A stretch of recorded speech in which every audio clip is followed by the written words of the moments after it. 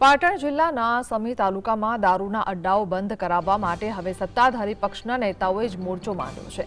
પાટણના સાંસદ ભરતસિંહ ડાભી, રાધનપુરના ધારાસભ્ય લવિંગજી ઠાકોર અને જિલ્લા પંચાયત પ્રમુખ સહિતના આગેવાનો મોટી સંખ્યામાં એસપી અને કલેક્ટર કચેરીએ પહોંચ્યા હતા।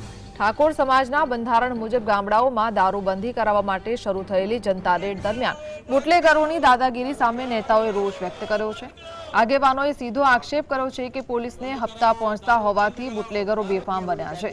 ધારાસભ્ય લવિંગજી ઠાકોર એસપીને આવેદનપત્ર પાઠવી તાત્કાલિક દારૂના અડ્ડાઓ બંધ કરાવવા અને બુટલેગરો સામે કડક કાર્યવાહી કરવા માંગ કરી છે।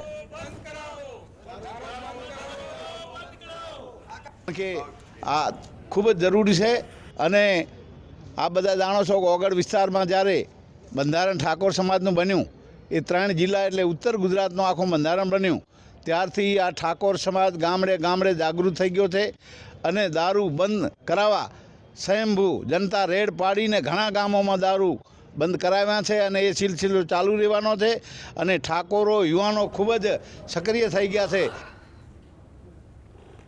સંવાદદાતા અલ્કેશ જોડાયા છે। અલ્કેશ, શું જાણકારી?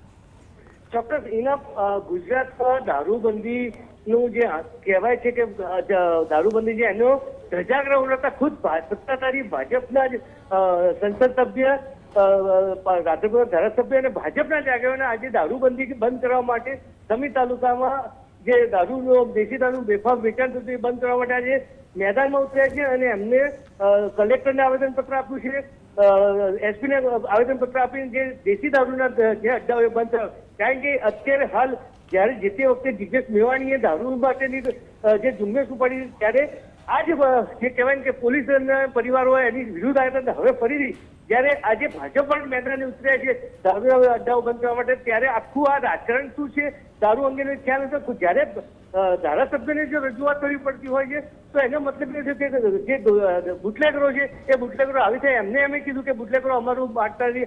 આમ અત્યારે હાલ આ એક ઇસ્યુ એવો ઉભો કર્યો છે પાટણ જિલ્લામાં અને સમી તાલુકાની ખાસ કરી વાત કરીએ કે ત્યાં દેશી દારૂ બંધ જો બંધ નહીં થાય તો જનતા રેડ કરશે અને ખુદ એ લોકો રસ્તા પર એવી ચીમકી સાથે આવેદનપત્ર આપ્યું છે। જી જી, આભાર।